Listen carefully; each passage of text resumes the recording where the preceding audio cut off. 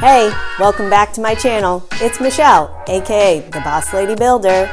Make sure you subscribe so you don't miss out on future videos. Welcome back to the channel. It's a new video, which also means a new project. So we're back to our regular scheduled programming of building. And today we're starting a project on how to start your addition. So I'm going to show you some key points and steps you need to take in order to start your addition. One thing we did is, because we're in a neighborhood that is already developed, is we put up this temporary privacy fence. So we're not obstructing, or what should I say, the neighbors don't have to see the mess kind of thing. It also, we have a dumpster right here. It hides the dumpster so the neighbors don't have to look at that. We're in a kind of bougie neighborhood and they don't want to see this mess. So we're trying to knock this addition out in about 4 months. So I'm going to show you the beginning stages on how to start your addition. Let's go. Another step in your addition is you need to locate the sewer. So what we did here, we tunneled down under the foundation and found where the connection needed to be made.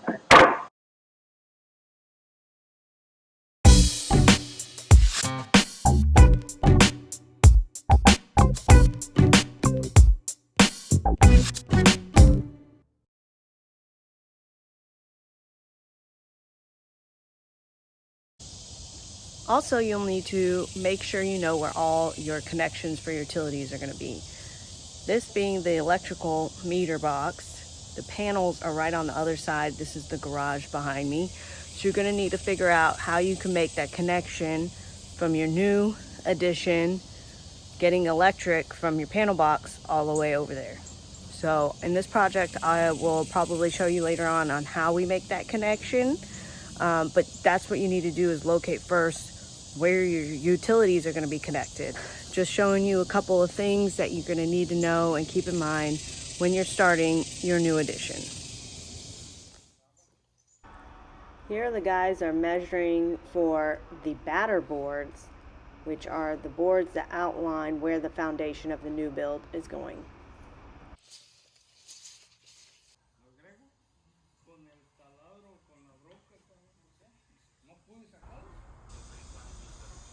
In order to make sure you're at the right level for your foundation from your new to your old existing addition is to cut your masonry and find where the finished floor level is.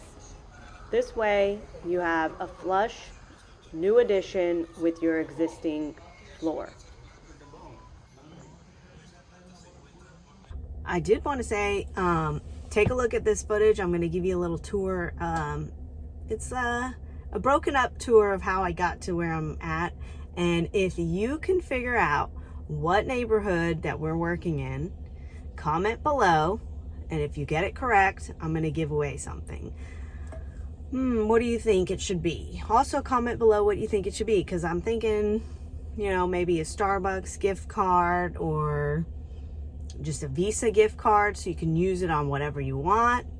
Or if you want those coffees from Starbucks, I'll give away some kind of gift card if you can guess the correct neighborhood that we're working in. And pay attention to my little drive here, because that might give away some hints.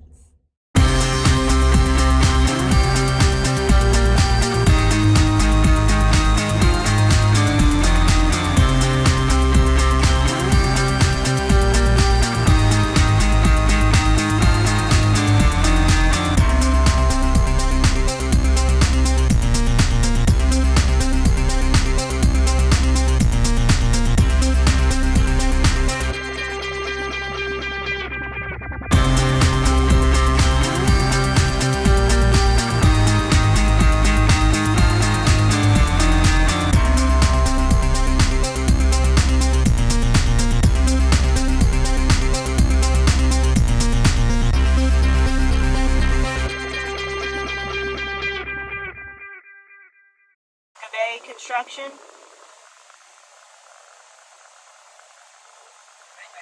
Thanks.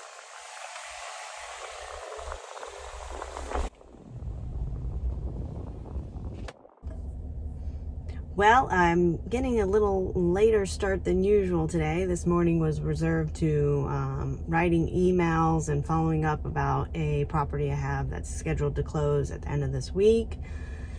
And so I was working on that this morning, and now I'm going out to meet my plumber who's doing the underground work for the plumbing at this addition. In that video you saw where I popped out of the hole, that's one of the key things in starting your addition is locating all your utilities, where your connections are going to be made. With the sewer, what we're having an issue over here is we excavated a hole, dug under the slab, and we found that the level of the connection is at the highest point. Meaning, when you do plumbing, underground drainage plumbing in a foundation, you have a high point and then you have the low point, which is the connection. And that fall is done through gravity. So gravity is taking your wastewater down to the sewage connection point. Well, our area that the addition's going, the connection is at the high point. So in order for us to do, we have a shower, a toilet, and a sink.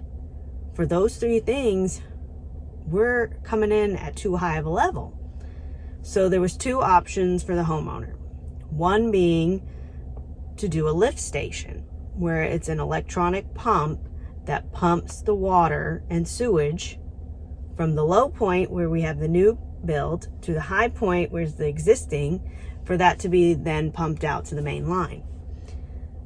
Well, that's not the best scenario because, if you lost power or something gets messed up with the unit, that lift station, then, you're going to have some sewage backup. And so it's not the best ideal situation, although there are situations where people use them. But, you're building a nice addition, let's do it right. So the second option, which was the more expensive, was you're only allowed one sewer tap per property. So we couldn't go and tap into the sewer, which would be like the shortest distance. So we had to go to where the main connection to the sewer was. Now this is going to require us to tunnel under the driveway, but it makes it for the most beneficial and effective drainage. So we'll have the drainage start here, and where our connection is going to be down here, there'll be enough gravity to take it. So that's what we're left with. It is an unknown. That happens when you have additions and remodeling. That's one thing that I really like about ground up new construction is you know what you're getting into. When you have additions and remodeling, there's always some things that are unknown, and that could cost the client more money. I've been doing this for 15 years. Most of my experience is in new construction, but we've done a lot of additions and remodelings along these years.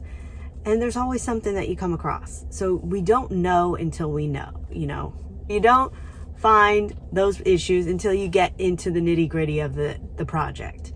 And that's what happens with those. So you always need to let the customer know ahead of time, hey, there are some unexpected issues that we could run across.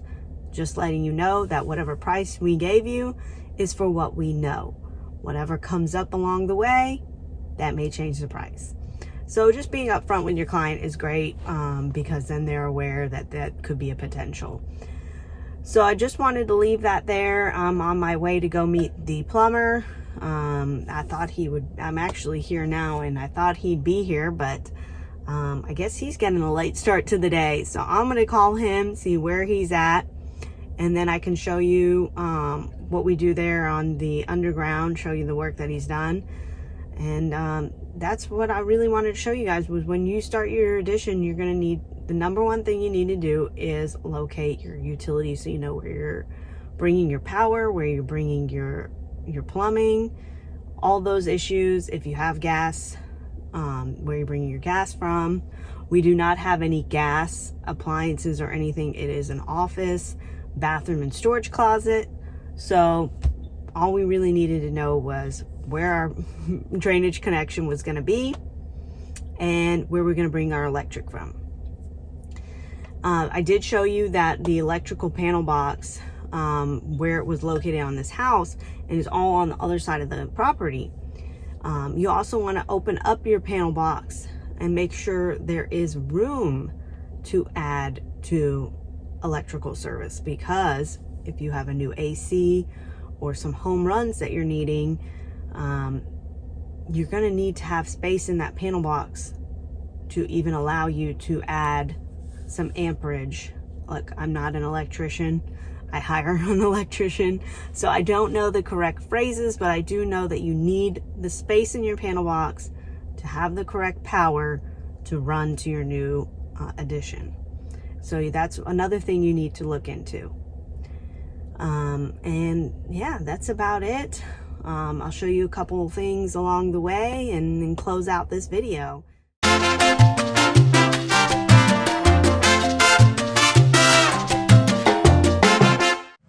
We have a slab.